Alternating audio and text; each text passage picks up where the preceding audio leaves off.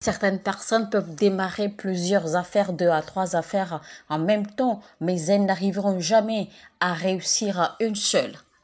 Certains se lanceront même dans le ministère, mais ne vont jamais arriver à accomplir quelque chose. Ce sont des autels qui combattent, qui parlent. La stérilité ou l'infécondité et les réussites à court terme.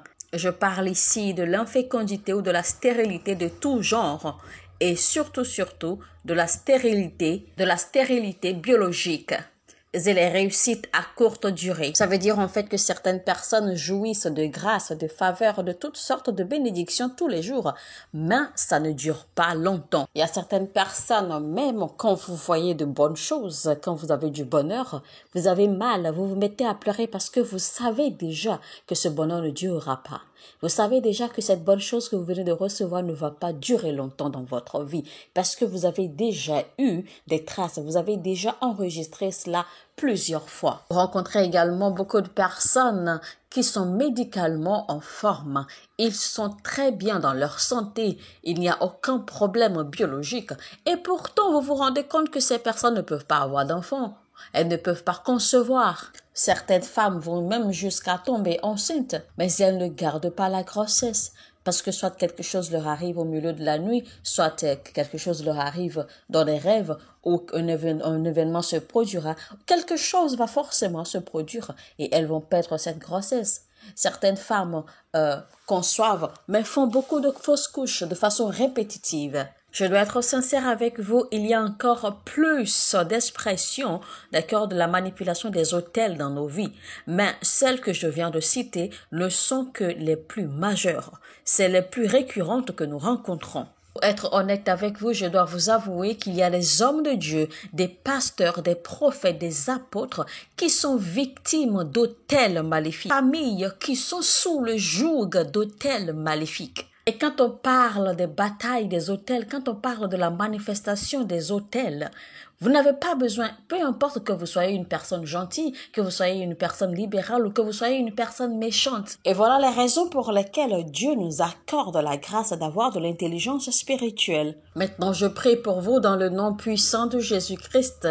Tout ce qui n'est pas de Dieu dans votre vie et toute situation, tout événement, toute chose qui est nourri, qui est renforcé par un autel. Je déclare qu'à travers ce message, nous allons les démembrer, nous allons les déraciner dans le nom de Jésus-Christ. Amen. Alors, vous reconnaissez la présence d'autels dans la vie d'un individu, dans la vie d'une famille, de par les événements et les récurrences quotidiennes des modèles paternels, des modèles familiers. Un exemple rapide, d'accord, de modèles familiers. Imaginez par exemple que l'arrière-grand-mère a été violée à un certain âge, la grand-mère également a été violée au même âge, la mère également a subi la même expérience, la fille aujourd'hui subit la même expérience et la petite fille subit la même expérience. Écoutez, je vais vous dire, ce n'est pas juste une coïncidence. Ceci n'a rien à voir avec des coïncidences.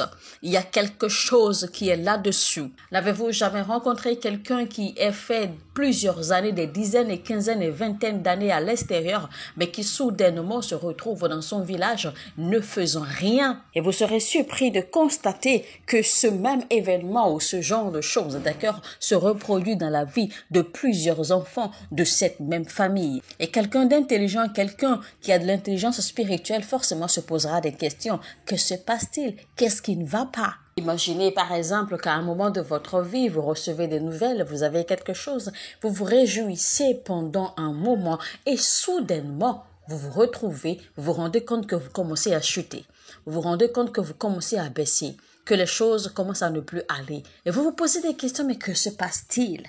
Une réalité qu'il faut garder à l'esprit et faire très attention, c'est que vos associations, vos fréquentations, vos collaborations peuvent également vous amener à partager, d'accord, dans les hôtels qui combattent les personnes avec lesquelles vous êtes en relation. Cela est bien possible et cela est même très fréquent. Parfois, vos associations, vous êtes amis à telle personne, vous êtes en relation avec telle personne, une relation intime par exemple de copains et de copines, de mari et de femme, fait automatiquement que vous partagez, d'accord, de leur combat, vous partagez, vous subissez également les mêmes effets, les mêmes récurrences des autels qui sont derrière telle ou telle personne avec qui vous êtes en relation. Et vous savez, quand le monde spirituel, quand le règne spirituel est contre vous, il sera également contre toute chose et quiconque qui vous supporte ou qui veut vous supporter. Je veux dire, toute chose ou quiconque qui veut vous aider, qui veut vous assister. Quand vous lisez Jonas chapitre 1, quand Dieu était en colère contre Jonas, parce que Jonas fuyait dans tous les sens, parce qu'il fuyait Dieu, parce qu'il fuyait les instructions de Dieu dans tous les sens. Jonas est simplement entré dans un bateau, il a simplement emprunté un bateau pour se rendre dans une autre ville. Et les passagers du même bateau ne le connaissaient pas. Ils ne savaient pas d'où il venait également, ne savaient pas où il allait également. Si vous lisez bien l'histoire, vous verrez bien ce qui est arrivé au bateau, ce qui est arrivé à ces gens, à ces passagers, à cause de la présence de Jonas dans ce bateau. Alors, il faut même mettre de côté qui était contre Jonas. Mais la réalité ici, c'est que le règne spirituel était contre lui. Vous allez penser peut-être que Jonas a été avalé par le poisson, tout seul. Non, parce que ces gens ont perdu des choses. Ces gens ont perdu des affaires à cause d'une seule personne, de Jonas. C'est de la même façon qu'à cause de la présence de Jésus-Christ dans la pirogue, ces gens, d'accord, ces disciples qui auraient pu être emportés par le vent, par la tempête, ont été préservés à cause de la présence de Jésus-Christ avec eux.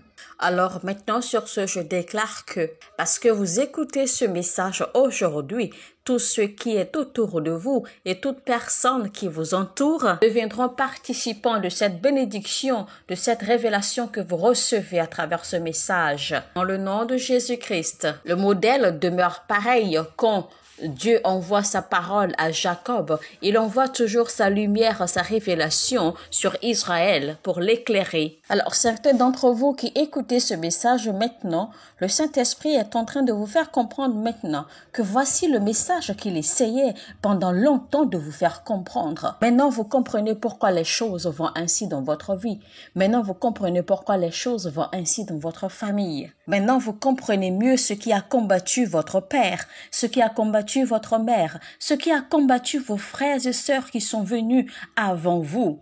Maintenant, vous êtes celui par qui Dieu veut faire entrer la lumière. Vous êtes celui par qui Dieu veut utiliser le flambeau de combat. Vous êtes celui qui va être le combattant pour libérer les autres. Alors, je vous demande de prêter attention à ce message et surtout de le mettre en application, pas seulement à cause de vous, mais à cause de gens, de personnes, d'accord, qui ont été avant vous. Et également à cause de ceux qui viennent après vous. Quand vous vous renseignez proprement sur l'histoire de l'Amérique, vous découvrirez que avant le bâtissement de la nation de l'Amérique, eh bien, les bâtisseurs ont érigé un autel proprement dit en l'honneur de Dieu et les bâtisseurs ont invoqué Dieu et appelé Dieu à la construction de l'Amérique. C'est ce qui a été fait au départ. C'est pour cela que jusqu'à aujourd'hui, vous verrez que l'Amérique est fortement soutenue par la divinité malgré ce qui se passe et peu importe ce qui se passe dans le monde entier et autour de l'Amérique. Parce que cet autel parle toujours pour l'Amérique.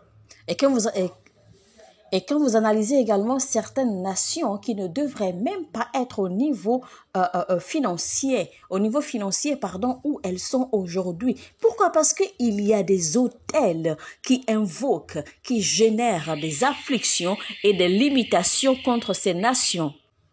Maintenant, vous savez, la plupart de nos ancêtres, de nos arrière-pères, à l'intérieur et à l'extérieur des territoires qu'ils ont conquis, des terres qu'ils ont conquis, en toute sincérité, en toute honnêteté, et aussi par peur d'être envahis ou d'être victimes de guerres ou d'autres territoires, si à cause de la peur de la pauvreté, etc., beaucoup de nos ancêtres, beaucoup de nos arrière-grands-pères ont invoqué des divinités, ont invoqué le diable, parce qu'en réalité, c'était la seule chose qu'ils connaissaient. Ils ne connaissaient que les divinités, ils ne connaissaient que les idoles.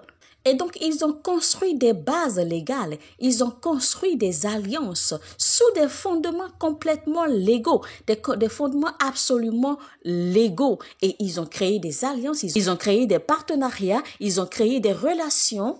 Et donc, plusieurs et différents hôtels ont été érigés et engagés et nourris et entretenus. Maintenant, aujourd'hui, malheureusement, tous ceux qui étaient propriétaires et auteurs de ces hôtels sont déjà partis depuis bien longtemps. Ils ne sont plus vivants, ils sont déjà partis et ils ont déjà abandonné ces choses. Ils ont déjà laissé toutes ces choses. Mais les hôtels, c'est spirituel, c'est des divinités. Les hôtels ne connaissent pas le temps. Les hôtels ne connaissent pas l'année. Vous parlez de 10 ans, vous parlez de 200 ans, vous parlez de 1000 ans. Ça, c'est juste à vos yeux. Les hôtels ne connaissent pas cela. Lisez bien votre Bible et vous vous rendrez compte que l'endroit même où Jacob a eu sa première rencontre divine, sa première rencontre angélique, c'était l'endroit même où Abraham avait bâti un autel. Et voilà que des décennies bien après, ou même des millénaires bien après, eh bien son arrière-petit-fils se retrouve à ce même endroit, s'allonge là juste pour se recueillir, juste pour se reposer, dormir un peu. Alors, le fait ici est que, qu'il ait dormi ou pas, il y avait déjà une activité divine, il y avait déjà une activité célestiale qui se produisait là. Et donc, cette activité angélique, cette activité célestiale qui se produisait à ce même endroit, en fait, c'est simplement révélé à lui, que cela soit dans le rêve, que cela soit dans son sommeil ou pas. Mais Jacob s'est rendu compte qu'il y avait une activité célestiale là parce que les anges montaient et descendaient à ce même endroit.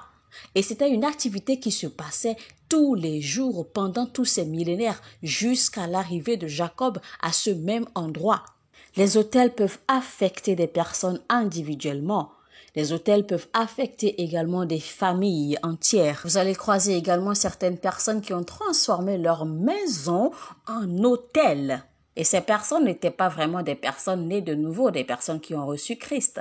Mais voici des personnes qui ont été assez aimables, assez gentilles d'accueillir des missionnaires, d'offrir de l'espace dans leur maison à des missionnaires pour habiter, d'offrir la main, d'offrir de l'aide, d'offrir de l'assistance à des missionnaires de Dieu dans le temps. Et ces gens en réalité ne savaient pas réellement ce qu'ils faisaient de par leur acte de bonté.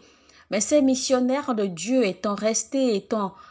ayant habité chez eux, forcément ont fait des prières, ont émis des prières à des endroits donnés, ont fait des demandes, ont placé des requêtes à l'Éternel concernant cette maison ou concernant la famille. Ils ont certainement même fait des prières que Dieu se souvienne de cette famille, peut-être en utilisant l'un des arrière-petits-fils ou à une certaine génération de la famille pour éclairer cette famille en question. Et c'est ainsi que, curieusement, vous allez croiser peut-être un enfant, peut-être même récalcitrant, ou un enfant quelconque, d'accord, de cette famille qui, d'une façon ou d'une autre, parce que cet autel qui a été érigé par ces missionnaires en l'honneur de Dieu, au nom de cette famille, en fait, est en train de parler. Et donc, cet autel va finalement s'exprimer à travers cet enfant. Et cet enfant, d'une manière ou d'une autre, va se retrouver, d'accord, sur le chemin à désirer ou à chercher Christ, à chercher la voie de Dieu. Et je prie vraiment que Dieu nous accorde la compréhension. Quand vous regardez un peu la vie de nos pères spirituels dans la foi, quand vous voyez un peu le genre, le niveau de résultats, de prodiges qu'ils commandent, pensez-vous vraiment que c'est seulement à cause ou c'est seulement sur la base de leur connaissance, de leur intellect ou de leur habileté? Mais non, réfléchissez bien. Et quand vous observez bien l'Afrique, quand vous voyez tous les problèmes, toutes les situations, tous les bouleversements que l'Afrique subit, pensez-vous que c'est seulement des problèmes politiques ou des conflits politiques? Pensez-vous que c'est naturel, que c'est juste comme ça, banal? Mais non, réfléchissez-y bien. Ne voyez-vous pas la consistance et la répétition des problèmes, la répétition des situations, peu importe le gouvernement qui s'installe? Ce sont des autels qui sont à la base de tout ceci. Et peu importe qui est au pouvoir ou qui n'est pas au pouvoir, ces autels sont plus que cela. Alléluia.